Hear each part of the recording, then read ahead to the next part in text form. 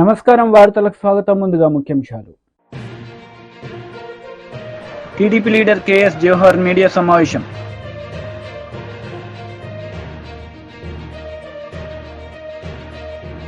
మాజీ మంత్రి Niranjan Reddy press meet. Congress ప్రభుత్వంపై ఫైర్. టీడీపీ లీడర్ మీడియా సమావేశం నిర్వహించారు. ఈ సందర్భంగా పలు అంశాలపై ఆయన మాట్లాడారు. చంద్రబాబు నాయుడు గారి 4,000 పెన్షన్ పెంచిన తర్వాత కూడా ఆయన చంద్రబాబు నాయుడు గారు ఎంత ఇచ్చారంటే 2,845 రూపాయలు ఆయన చేతుల మీదుగా పెంచారు తప్ప మిగతా అందరు కలిసి పెంచిన కేవలం 1,100 చిల్లరే. ఎందుకంటే ఈరోజు పెద్ద ఎత్తున ఈ వృద్ధులు కానీ, వితంతువులు కానీ, దివ్యాంగులు కానీ వీళ్ళందరూ కూడా ఎదురు చూస్తూ ఉన్నారు. గతంలో కూడా ఒంటరి మహిళలకు కూడా పెన్షన్ ఇవ్వాలనే ఒక సామాజిక బాధ్యత చంద్రబాబు నాయుడు గారికే ఉంది. అలాంటి బాధ్యత ఈరోజు చంద్రబాబు నాయుడు గారు అమలు చేస్తూ ఉన్న సందర్భంలో ఈరోజు ప్రజలందరూ కూడా ఒకటే మనవి చేస్తూ ఉన్నాం. ఈ ప్రభుత్వం పూర్తిగా పనిచేసే విధంగా మీరు అందరూ కూడా సహకరించండి, ప్రభుత్వాన్ని దీవించండి. చంద్రబాబు నాయుడు గారు 10 కాలాల పాటు ఈ రాష్ట్రం అభివృద్ధి కోసం తప్పిస్తున్నటువంటి నాయకుడు. అలాంటి నాయకుడికి ఈరోజు అప్పుడే మొదలుపెట్టారు. ఏది పదవి పోయినటువంటి 10 రోజులు కూడా అవ్వలేదు. 10 రోజుల్లోనే ఈరోజు మొదలుపెట్టేసి అది ఎప్పుడు చేస్తావు, ఇది ఎప్పుడు చేస్తావు అని పేరుని నాని లాంటి వాళ్ళు మాట్లాడుతూ ఉన్నారు. సూపర్ 6 గురించి పేరుని నానికి అర్థమైనట్లేదు. ఎందుకంటే ఆ 6 తగిలి పూర్తిగా మెదడు కూడా పాడైపోయి ఏం మాట్లాడుతున్నాడో తెలియనటువంటి పరిస్థితుల్లో ఈరోజు వైకాపా వాళ్ళు ఉన్నారు. వాళ్ళందరికీ ఒకటే చెప్తా ఉన్నా, ఇప్పటికైనా నోరును అదుపులో పెట్టుకోండి, ఈ ప్రభుత్వానికి సహకరించండి. వృద్ధులు, వితంతువులు ఎవరైతే పెన్షన్ కోసం ఎదురు చూస్తూ ఉన్నారో వాళ్ళ జీవితాల్లో వెలుగులు నింపడం కోసం వాళ్ళు బరువు కాదు, ఈ ప్రభుత్వానికి బాధ్యత అనేది చంద్రబాబు నాయుడు గారు గుర్తించారు. ఎవరైనా సరే వృద్ధులను కానీ, వితంతువులు కానీ, దివ్యాంగులను కానీ బరువుగా భావించే వాళ్ళందరికీ కూడా ఆర్థిక భరోసా కల్పిస్తే, సామాజిక భద్రత కల్పిస్తే వాళ్ళు బరువు కాదు, ఆ కుటుంబం యొక్క బాధ్యత ఈ ప్రభుత్వం తీసుకొని ఈ ప్రభుత్వం ద్వారా ఆ కుటుంబాలకు 4,000 రూపాయల పెన్షన్ అందించి ఆ 4,000 రూపాయల పెన్షన్ ద్వారా వాళ్ళు బరువుగా భావించకుండా బాధ్యతగా భావిస్తారని చంద్రబాబు నాయుడు గారు ఈరోజు చేసినటువంటి పరిస్థితి చూస్తూ ఉన్నాం. అంతేకాకుండా మళ్ళీ ఒకసారి గుర్తు చేసుకోవాలి, జగన్మోహన్ రెడ్డి గారు పెన్షన్ల విషయంలో చేసినటువంటి విధానం. ఎందుకంటే ఆ రోజు 2,000 పెన్షన్ ఇస్తూ ఉంటే దశల వారీగా పెంచుకుంటూ పోతానన్నాడు. ఆయన నవరత్నాల్లో కానీ ఇతరత్ర కానీ 3,000 పెంచుతున్నామని స్పష్టంగా చెప్పి ఈ దశల అనే మాట ఎక్కడా లేదు. ఆయన కావాలని దశల వారీగా పెంచుతున్నామని చెప్పి చేసినటువంటి పరిస్థితి. అంతేకాక 2014 జూన్ నాటికి 39 లక్షలు ఉన్న పెన్షన్ని చంద్రబాబు నాయుడు గారు 54,25,000 పెంచినటువంటి పరిస్థితి. అదే కాకుండా జగన్మోహన్ రెడ్డి కూడా ఎక్కడా కూడా పెన్షన్లు పెంచినటువంటి పరిస్థితి లేదు. ఈరోజు డప్పు కళాకారులు కానీ, చెప్పులు కుట్టేవాళ్ళు కానీ, చర్మకారులు కానీ ఈరోజు గౌరవంగా బతకాల్సినటువంటి ఎవరైతే సమాజానికి దూరంగా ఉన్నటువంటి వ్యక్తులు, సమాజాన్ని దూరంగా పెట్టినటువంటి వ్యక్తులు ఈరోజు వాళ్ళు గౌరవప్రదంగా బతికే విధంగా చంద్రబాబు నాయుడు గారు డప్పు కళాకారులకి, చెప్పులు కుట్టే వాళ్ళకి, చర్మకారులకు కూడా పెన్షన్ ఇచ్చి తన ఉదారత చాటుకున్నటువంటి వ్యక్తి చంద్రబాబు నాయుడు గారు. ఈరోజు కూడా చంద్రబాబు నాయుడు గారికి మనవి చేస్తూ ఉన్నాం, ఇంకా గుర్తించాల్సినటువంటి డప్పు కళాకారులు కానీ, చెప్పులు కుట్టేవాళ్ళు కానీ, చర్మకారులు కానీ ఎవరైతే గౌరవప్రదంగా ఈ సమాజంలో బ్రతకాలనుకున్నారో వాళ్ళందరినీ కూడా మళ్ళీ కూడా కొంతమందిని యాడ్ చేయాల్సినటువంటి అవసరం ఉంది. దాన్ని కూడా చేయాల్సినటువంటి పరిస్థితి అనేది కూడా మా పార్టీ ద్వారా మేము కూడా చంద్రబాబు నాయుడు గారికి తెలియజేయడం జరుగుతూ ఉంది. అదేవిధంగా ఈ పెన్షన్లన్నీ కూడా 1వ తారీఖున కార్యాలయాల్లో ఎవరైతే సచివాలయాల్లో ఉన్నటువంటి వ్యక్తుల ద్వారా ఇంటింటికి పంపడం జరుగుద్ది. 1వ తారీఖు అందరికి అందిస్తాం. ఎక్కడా కూడా ఎవరో కూడా తొట్టుబాటు పడొద్దు, తొందరపడొద్దు. చెప్పే మాటలు ఏదైతే జగన్మోహన్ రెడ్డి అనుకో చెప్పే మాటలు ఎవరు కూడా నమ్మొద్దు. మీ ఇంటికి నేరుగా పెన్షన్ 7,000 రూపాయలు వస్తూ ఉంది. వాటితో పాటుగా ప్రతి నెల మీకు ఈ పెన్షన్ అందించేటటువంటి బాధ్యత కూడా ఈ ప్రభుత్వం తీసుకొని ప్రతి నెల 4,000 రూపాయల పెన్షన్ని మీ ఇంటికి పంపించడం జరుగుద్ది. దాంతోపాటుగా ఇచ్చినటువంటి హామీలన్నీ కూడా అమలు చేయడం అనేది చంద్రబాబు నాయుడు గారికి సాధ్యం. ఈ రాష్ట్రంలో స్వర్ణయుగం ప్రారంభమైంది. ఆ రోజు చరిత్రలో చెప్పుకునే వాళ్ళం గుప్తుల స్వర్ణయుగం అని. రాబోయే రోజుల్లో చంద్రబాబు నాయుడు గారు ఈ రాష్ట్రంలో స్వర్ణయుగాన్ని స్థాపించబోతా ఉన్నారు. ఒక పక్క ఏదైతే ఆదాయాన్ని పెంచినటువంటి ఆదాయం ద్వారా, ఈ సామాజిక న్యాయం ద్వారా అందరికి కూడా ఏదైతే ప్రత్యేకంగా వెల్ఫేర్ ఉందో, సంక్షేమం ఉందో, ఈ సంక్షేమాన్ని అమలు చేసే విధంగా కూడా చంద్రబాబు నాయుడు గారు చర్యలు తీసుకుంటా ఉన్నారు. తప్పకుండా ఈ ప్రభుత్వం పేదల ప్రభుత్వం, పేదలను ఆదుకోవటం, పేద యొక్క కష్ట సుఖాలను చూడటం, వాళ్ళకి కావాల్సినవి కూడా అందించే విధంగా కూడా చంద్రబాబు నాయుడు గారు చేయబోతా ఉన్నారు. దాంతోపాటు మంత్రి కోమటిరెడ్డి వెంకటరెడ్డి ప్రెస్ మీట్ నిర్వహించారు. ఈ సందర్భంగా పలు అంశాలపై ఆయన మాట్లాడారు. ఫస్ట్ ఆఫ్ ఆల్ 2016లో అనౌన్స్ చేసి 2018 నుంచి రీజనల్ రింగ్ రోడ్ మీద చర్చ జరుగుతుంది తప్ప ముందడుగు పడతలేదు. గత ప్రభుత్వం దాని మీద కొన్ని అనౌన్స్ చేసినప్పుడు యూటిలిటీ చార్జ్ కడతామని చెప్పి ఒప్పుకొని తర్వాత వాళ్ళు మేము కట్టామని చెప్పడం, నేషనల్ హైవే వాళ్ళు దాన్ని బ్యాక్ పోవడం, మళ్ళీ మా గవర్నమెంట్ వచ్చిన తర్వాత నేను వచ్చి గడ్కరీ గారి ఆనరబుల్ మినిస్టర్ గారిని కలిసి సీఎం గారు నేను ఇద్దరం కలిసి వాడిని ఒప్పిస్తే వాళ్ళు యూటిలిటీ ఛార్జ్ కూడా మీరు కట్టే అవసరం లేదు, మేమే కట్టుకుంటామని చెప్పి ముందుకు వచ్చి రావడం, దాన్ని వేగవంతం చేసే ప్రక్రియలో ఎలక్షన్ కోడ్ వచ్చినప్పుడు కొద్దిగా ఆలస్యమైంది. మేము అనుకున్న వర్క్స్ అందులో రీజనల్ రింగ్ రోడ్తో సహా హైదరాబాద్ విజయవాడ జాతీయ రహదారిని 6 లేన్లుగా మార్చే, అది ఒక దేశంలోనే ఎక్కువ ట్రాఫిక్ ఉన్న రోడ్డు, 60,000 వెహికల్స్ పర్ డే వస్తాయి. జిఎంఆర్ అనే సంస్థ టోల్ రోడ్ తీసుకొని యాక్చువల్గా 2024లోనే 6 లేన్గా కంప్లీట్ చేయాలి. కానీ వాళ్ళు వివిధ కారణాలు చూపిస్తూ కోర్టుకు వెళ్తూ దాన్ని 6 లేన్గా టేకప్ చేయలేదు.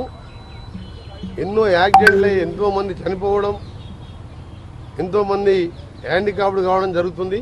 దాన్ని నేను ఎంపీగా ఉన్నప్పుడు ఆనరబుల్ మినిస్టర్ గడ్కరీ గారిని అడిగితే 375 కోట్లతో 17 యాక్సిడెంట్ స్పాట్ గుర్తించి 375 కోట్లు శాంక్షన్ చేయడం జరిగింది. శాంక్షన్ చేసిన తర్వాత 2 సార్లు జిఎంఆర్ వారు కోర్టుకు పోయాను. మళ్ళీ దాన్ని క్యాన్సిల్ చేస్తే థర్డ్ టైం మళ్ళీ టెండర్ పిలిచి నిన్ననే పనులు కూడా ప్రారంభించిన సంగతి మీ అందరికీ తెలుసు. అవి కూడా డిసెంబర్ లోప టెంపరీ రిలీఫ్ అట్లీస్ట్ యాక్సిడెంట్ తక్కువ చేస్తూ హైదరాబాద్ను విజయవాడని వెంటనే 6 లేన్గా చేయాలని చెప్పి ఈరోజు నేను మా ఈఎన్సీ గారు గణపతి రెడ్డి గారు ఇంకా మిగతా అధికారులతో కలిసి మినిస్టర్ గారిని చెప్పడం జరిగింది. త్వరలోనే దాని మీద మీటింగ్ పెట్టి దాన్ని పరిష్కరిస్తామని చెప్పి వారు హామీ ఇవ్వడం జరిగింది. రీజనల్ రింగ్ రోడ్ కూడా దాన్ని సపరేట్గా మీటింగ్ పెడతాను, దాన్ని కూడా రివ్యూ చేద్దామని చెప్పి వారు చెప్పడం జరిగింది. దాంతోపాటు 16 రోడ్లు గత 3-4 సంవత్సరాలుగా పోయిన మా రాష్ట్ర ప్రభుత్వం పట్టించుకోకపోగా కేంద్ర ప్రభుత్వం మీద వాళ్ళు ఒత్తిడి తీసుకురావడం కానీ వాళ్ళని కలవడంగా చేయకపోతే ఆ రోడ్లు పెండింగ్ ఉన్న ఇంపార్టెంట్ రోడ్స్ లిస్టు 16 లిస్టులు మీకు ఇస్తాం. మీరు ఆ లిస్టు దాన్ని కూడా కొత్త నేషనల్ హైవేగా మారుస్తూ దాన్ని నేషనల్ నెంబర్ ఇచ్చుకుంటూ దానికి శాంక్షన్ చేయాలని చెప్పి వారికి రిప్రజెంట్ ఇచ్చినప్పుడు తప్పకుండా పరిశీలిస్తామని చెప్పి మెజార్టీ ఈ సంవత్సరం భారత్ మాల ప్లేస్ కొత్త పాలసీ కొత్తది వస్తుంది. దాని తర్వాత దాన్ని కూడా కన్సిడర్ చేసి మ్యాక్సిమం వర్క్స్ కొత్త నేషనల్ హైవే సిస్టానికి వారు మరొక మీటింగ్ పిలుస్తానని చెప్పి చెప్పడం జరిగింది. ఇంకొకటి హైదరాబాద్లో మీకు తెలుసు ఉప్పల్కి వెళ్ళి గట్కేసర్ పోయే ఫ్లైఓవర్ 5-6 సంవత్సరాల క్రితం స్టార్ట్ అయ్యి ఇప్పటికీ 40% పనులు మాత్రమే పూర్తయింది. దాని మీద కూడా మంత్రి గారి దృష్టికి తీసుకొస్తే వారు అక్కడ ఉన్న అధికారులకు ఆదేశాలు ఇచ్చిండు, టెర్మినేట్ చేసి కొత్త టెండర్ పిలిచి వెంటనే పూర్తి చేయాలని చెప్పి మంత్రి గారు హామీ ఇవ్వడం కాదు, ఆదేశాలు ఇచ్చినందుకు మా రాష్ట్ర ప్రభుత్వం తరఫున ముఖ్యంగా ఉప్పల్ నుంచి గట్కేసర్ వరంగల్ పోయే రోడ్, అది యాదగిరిగుట్టకు పోయే రోడ్డు, లక్షలాది మంది పోయే రోడ్, అది మంత్రి గారు ఇమ్మడే స్పందించి అధికారులు ఆదేశించినందుకు మా రాష్ట్ర ప్రభుత్వం తరఫున, మా ముఖ్యమంత్రి గారి తరఫున, నా తరఫున మంత్రి గారికి ధన్యవాదాలు తెలియజేస్తున్నాం. ఇంకా కూడా మిగిలిన విషయాలన్నీ కూడా త్వరలోనే పిలిపించుకొని రివ్యూ చేసుకొని పూర్తిగా తెలంగాణకు సహకరిస్తానని చెప్పి మంత్రి గారు చెప్పడం జరిగింది. బీఆర్ఎస్ లీడర్ మీడియా సమావేశం నిర్వహించారు. ఈ సందర్భంగా పలు అంశాలపై ఆయన మాట్లాడారు. మమ్మల్ని అడుగుతున్నారు మమ్మల్ని అడుగుతున్నారు ఉన్నది సర్కారు వాళ్ళది కదా అంటే, ఇక మీరు కొట్లాటోళ్ళు కదా అందుకని మిమ్మల్ని అడుగుతున్నాం సార్, మరి మీరే కదా సర్కారును తెచ్చుకుంటే అంటే ఏం చేస్తాం సార్, ఏరి కోరి మొగుడిని తెచ్చుకుంటానంటే వాడు కొట్టినా పడాలి తిట్టినా పడాలి అన్నట్లుంది మా బతుకు అంటున్నారు ప్రజలు. అట్లా రైతు భరోసా వాళ్ళు చెప్పినటువంటిది దేవుడు ఎరుగు, పాత రైతు బంధు కింద ఇచ్చేటువంటి డబ్బులే ఇస్తలేదు సర్కారు, కుంటి సాకులు చెప్తా ఉంది. నేను మొన్న కూడా చెప్పిన దాని పేరు మీద దీని పేరు మీద మేము విచారణ చేస్తాం, లేకుంటే ఇంకా వివరాలు సేకరిస్తాం, లేకుంటే అందరి అభిప్రాయాలు తీసుకుంటాం, ఇట్లా ఈ రకమైనటువంటి చర్చ చేసుకుంటా దీన్ని వాయిదా వేసుకుంటా పోతున్నారు. రుణమాఫీకి సంబంధించి మళ్ళొకసారి నేను ఇవాళ మళ్ళీ చెప్తున్నాను, ప్రజల దృష్టికి తీసుకొని వస్తున్నాను, ఈ ప్రభుత్వాన్ని కూడా హెచ్చరిస్తున్నాం. మేము మీరు ఎన్నికలప్పుడు ఏం చెప్పినారు? కేసీఆర్ సర్కారు అమలు చేయకుండా మిగిలిపోయింది మొత్తం ఎంత రుణమాఫీ ఎంత ఉందో అది మొత్తం మేము మాఫీ చేస్తామని చెప్పినారు. మేము గుర్తు చేస్తున్నే వాళ్ళం. మళ్ళా మీరు మొన్న మాట్లాడినప్పుడు క్యాబినెట్ తర్వాత మీరు ప్రకటించినప్పుడు ఏం చెప్పినారు? 2018 నుంచి 2023 డిసెంబర్ అన్నారు. మరి 2018 కంటే ముందు ఏవైతే కేసీఆర్ ఇయ్యలేదని మీరు పెడబొబ్బలు పెట్టినరో మరి అది గాలిపోతుందా? అది ఇస్తారా ఇయ్యరా? బేసిక్ ప్రశ్న. మిగిలిపోయినటువంటి రుణమాఫీ మేము ఆనాడు చెప్పినాం రెండో విడత అమలు చేసేటప్పుడు 19,000 కోట్లు ఉంది ప్రభుత్వం మీద భారము. సుమారు మేము రెండో విడతలో అమలు చేసుకుంటూ వచ్చినాక మధ్యలో కరోనా వచ్చింది 2 ఏళ్ళు. అందుకని ఆపినాం 36,000 దాకా ఇచ్చి మిగతావి మేము ఇస్తామని చెప్పినాం. అనుకున్నట్లే ఇస్తూ పోయినాం. కానీ సంపూర్ణం కాలే. 19,000 కోట్లకు గాను 14,000 కోట్ల పైచీలకి ఇచ్చినాం మేము. సుమారు రమారమే 5,000 కోట్లు పెండింగ్లో ఉన్నాయి ఎన్నికలు అయ్యే నాటికి. మేము ఆ మాట కూడా చెప్పినాం ప్రజలకు, ఈ కారణాల వల్ల ఇవ్వలేకపోతున్నాం, ఎన్నికల తర్వాత ఇస్తామని. కానీ కాంగ్రెస్ పార్టీ నాయకులు ఆ పార్టీ పెడబొబ్బలు పెట్టింది ఏంటి? మేము ఇట్లా రాగానే అట్లా ఇస్తామన్నారు. డిసెంబర్ 9 చెప్పింది. ఉరుకురుకులాంటి చెప్పారు, ఎదలు దంచుకొని చెప్పారు, గుద్దుకొని చెప్పారు. ఇక తీసుకొని వాళ్ళు ఉంటే ఉరకండి బ్యాంకులకు అన్నారు. ఓ అబ్బాయి ఎన్ని మాటలు ఇక. ఓకే, మళ్ళీ ఇప్పుడు 15 ఆగస్టుకు మీరు వాయిదా వేసుకున్నారు. ఈ లోపల మీరేదో కసరత్తు చేస్తున్నామని చెప్తున్నారు. ఇక్కడ మౌలికంగా మేము అడుగుతున్నది ఏంటంటే, ఆ రోజుకి ఎన్నికల నాటికి ఇవ్వకుండా మిగిలిపోయినటువంటి రుణమాఫీ ఆ రైతాంగానికి అంతా ఇస్తారా ఇయ్యరా? మీరు చెప్పాలి. మీరు అమలు చేయదలుచుకున్నటువంటి రుణమాఫీ 5 ఎకరాల లోపు ఉండి భూమి కలిగి ఉండి రుణభారం ఉన్నటువంటి రైతుల వివరాలు ప్రకటించండి. 2 లక్షల రుణాలు తీసుకున్నటువంటి రైతుల యొక్క వివరాలను ప్రకటించండి. ఎవరు ఆ రైతులు? ఎవరికి ఇచ్చినాయి బ్యాంకులు? ఎందుకంటే 5 ఎకరాలకు లోబడి ఉండేటువంటి ఏ రైతులకు కూడా ఈ రాష్ట్రంలో ఏ బ్యాంకు కూడా ₹1,00,000 మించి రుణం ఇయ్యదు. ఇచ్చినట్లుంటే చూపియండి. 2 లక్షల రుణం ఇవ్వాలి బ్యాంకు అంటే ఖచ్చితంగా ఎక్కువ భూమి ఉండాలి. మరి రాష్ట్రంలో ఉన్నటువంటి మొత్తం భూమిలో 1,52,00,000 ఎకరాల భూమిలో, సాగుకు యోగ్యమైన భూమిలో సుమారు 1,36,37,00,000 ఎకరాల భూమి 5 ఎకరాల లోపు ఉన్నటువంటి రైతుల చేతుల్లోనే ఉంది. మరి 2 లక్షలు ఎవరికి ఇస్తారు? ఎంతమంది ఉన్నారు రైతులు? మండలాల వారీగా మీరు జాబితా, గ్రామాల వారీగా మొత్తం ఒక్కో మండలంలో జాబితా విడుదల చేయండి. మేము డిమాండ్ చేస్తాను. ఎందుకంటే మీరు ప్రగల్భాల కొద్దీ మొదలు మాట్లాడేటప్పుడు ముఖ్యమంత్రి ఏమన్నాడు? 40,000 కోట్లు అయితే రుణమాఫీ మొత్తం చేసేస్తే ఏక బిగిన చేసి పడేస్తా, ఏముంది మేము నోరు కట్టుకుంటేనంటే 40,000 కోట్లు పెద్ద కథన అన్నట్టు చాలా తేలికగా చేసి మాట్లాడు. మొన్న క్యాబినెట్లో చర్చించినప్పుడు వాళ్ళు ఇచ్చినటువంటి వివరణ ఏంది? 30,000 కోట్లు అన్నారు. 40-30కి దిగిపోయింది. మరి నిజంగా ఫిగర్ ఎంత ఉంది? ఎంతమంది రైతులు తీసుకున్నారు? బీజేపీ లీడర్ మీడియా సమావేశం నిర్వహించారు. ఈ సందర్భంగా పలు అంశాలపై ఆయన మాట్లాడారు. ప్రయత్నం చేస్తున్నా అసలు అవకాశమే రానటువంటి ఒక స్థితి కనబడుతున్నట్టుగా మనకు కనబడుతూ ఉన్నది. ఈ 6 నెలల కాలంలో భారీ సంఖ్యలో మూకుమ్మడి బదిలీల పేరిట 4 సార్లు ఐఏఎస్లని, ఐపీఎస్లని మార్చడం జరిగింది. ఇంకా ఎన్నిసార్లు మారుస్తారో కూడా తెలియదు. ఎవరికి ఏ శాఖ పైన కూడా పట్టు సంపాదించేటువంటి ఒక సమయంలో, కనీసం పరిచయం అయినటువంటి ఒక సమయంలో మళ్ళీ వెంటనే బదిలీ. అంటే ముఖ్యమంత్రి పట్టు కోసం ఈ ప్రయత్నం చేస్తూ ఉన్నాడు.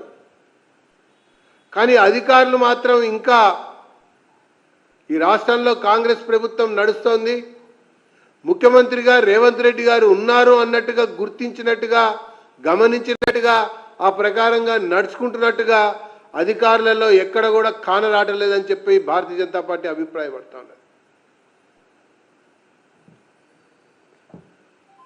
ఇక పోతే శాంతి భద్రతలు రాష్ట్రంలో చాలా ఘోరంగా క్షీణించినాయి. అసలు సమీక్షించే నాదుడే లేడు, పట్టించుకునే అధికారే లేడు. ఏ రోజుకారో చూసినట్టయితే 3 హత్యలు 6 మానభంగాల్లా ఈ రాష్ట్రం 6 నెలల పాలన కొనసాగిందని చెప్పని నేను పేర్కొంటా ఉన్నా. ఇది ముఖ్యమంత్రి చేతిలోనే ఉన్నటువంటి యొక్క శాఖ పనితీరు ఈ రకంగా నడుస్తూ ఉంది. ఇకపోతే పాలన మీద పట్టు ప్రయత్నం ఒకవైపున, పార్టీలో పట్టును నిలుపుకోవడం కొరకు ఇంకొక యత్నం. ఈ 2 ప్రయత్నాల్లో ఈ 6 నెలల కాలంలో 11 సార్లు ఢిల్లీకి వెళ్ళినటువంటి ముఖ్యమంత్రి రేవంత్ రెడ్డి గారు అని చెప్పని నేను పేర్కొంటా ఉన్నా. కేవలం ఢిల్లీకి వెళ్ళటం కొరకే ఈయన ముఖ్యమంత్రి అయ్యాడా అన్నట్టుగా ఉంది. ఢిల్లీలో కూడా ఒక క్యాంపు కార్యాలయాన్ని ప్రారంభింపజేసుకుంటే అక్కడి నుంచే ఇక పాలన చూసుకునేటువంటి ఒక పరిస్థితి చేసుకోవచ్చు. మంత్రివర్గ విస్తరణ ఇప్పటికీ 6 నెలలు అయిపోయింది, పూర్తి మంత్రివర్గం లేనే లేదు.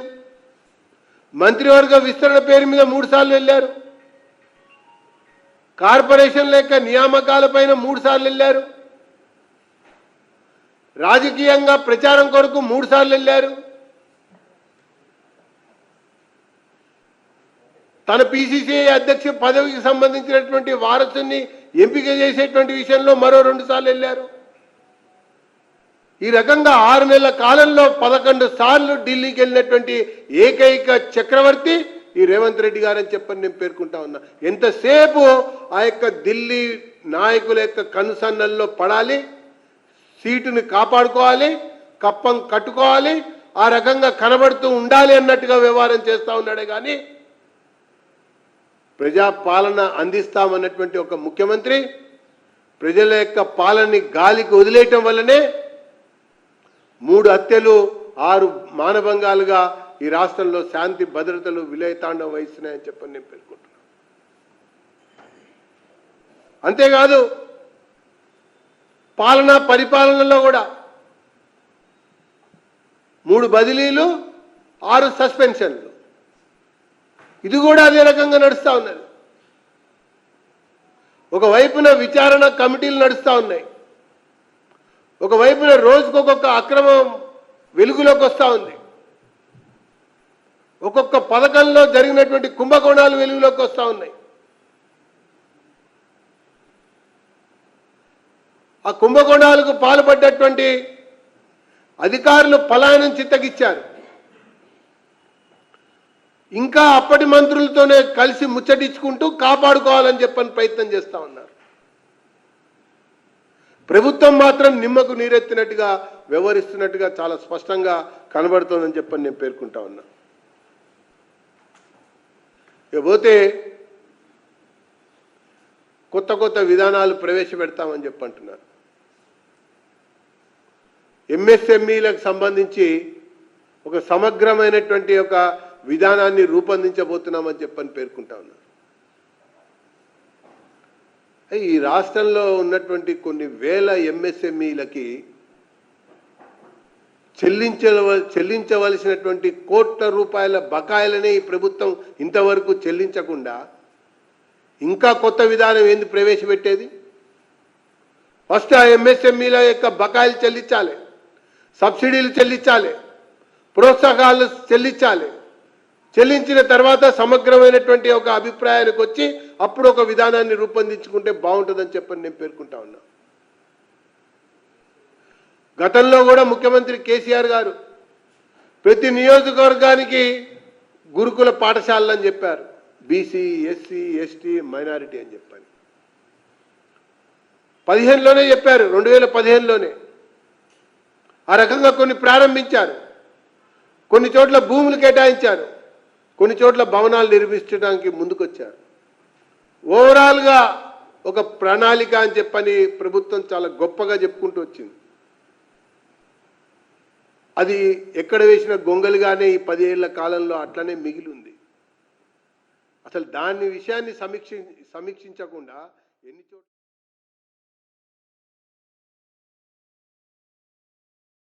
వైసీపీ లీడర్ మీడియా సమావేశం నిర్వహించారు. ఈ సందర్భంగా పలు అంశాలపై ఆయన మాట్లాడారు. భూములు కేటాయించడం కోసం 2016 జూలై 21 నాడున టీడీపీ ప్రభుత్వం జీవో జారీ చేసిన మాట నిజమా కాదా? దయచేసి తెలుగుదేశం పార్టీ వాళ్ళు, మమ్మల్ని విమర్శిస్తున్న వాళ్ళు ఈ జీవోను 2016లో జూలై 21వ తారీఖు నాడు మీ పార్టీయే, మీ ప్రభుత్వమే ఇచ్చిన మాట నిజమా కాదా? ఇది ఆ జీవో.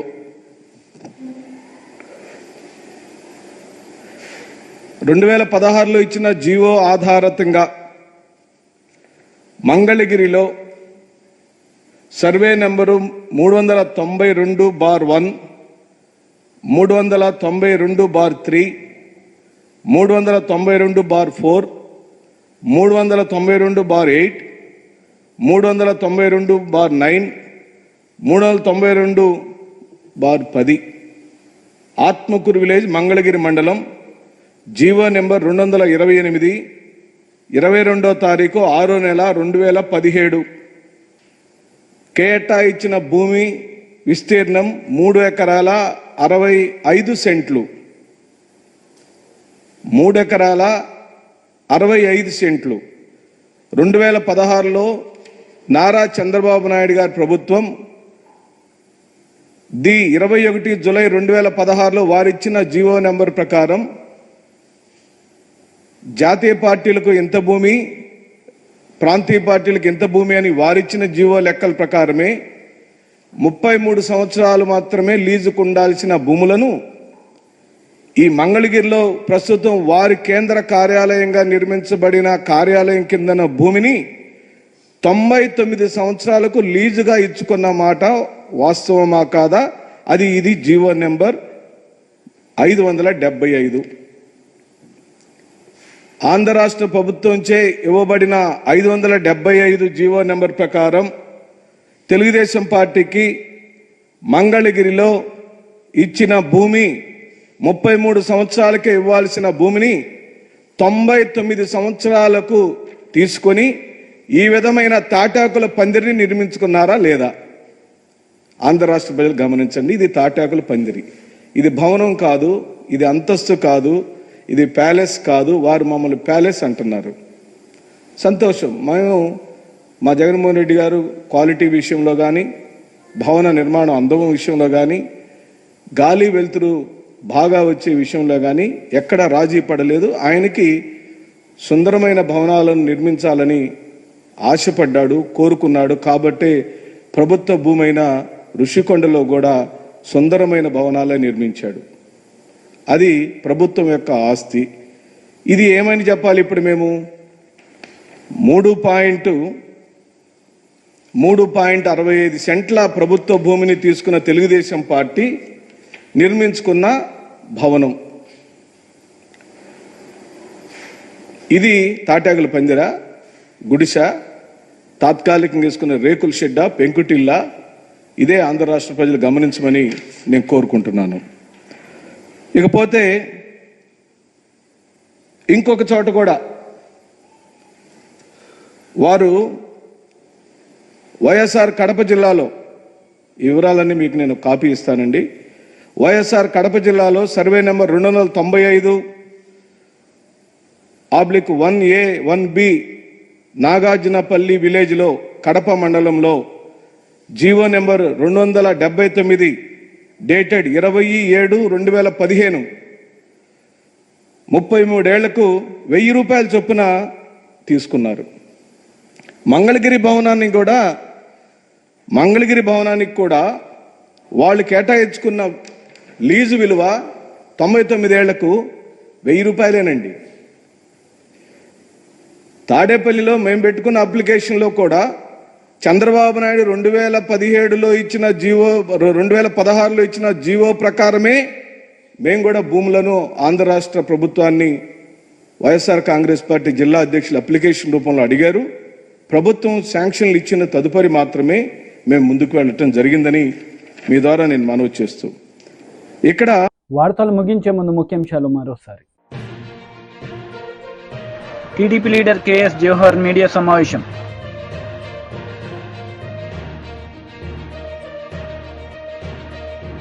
మాజీ మంత్రి నిరంజన్ రెడ్డి ప్రెస్ మీట్, కాంగ్రెస్ ప్రభుత్వంపై ఫైర్. ఈ వార్తలు ఇంతటితో సమాప్తం. తిరిగి ప్రసారమయ్యే వార్తల్లో మళ్ళీ కలుద్దాం. అంతవరకు సెలవు. నమస్తే.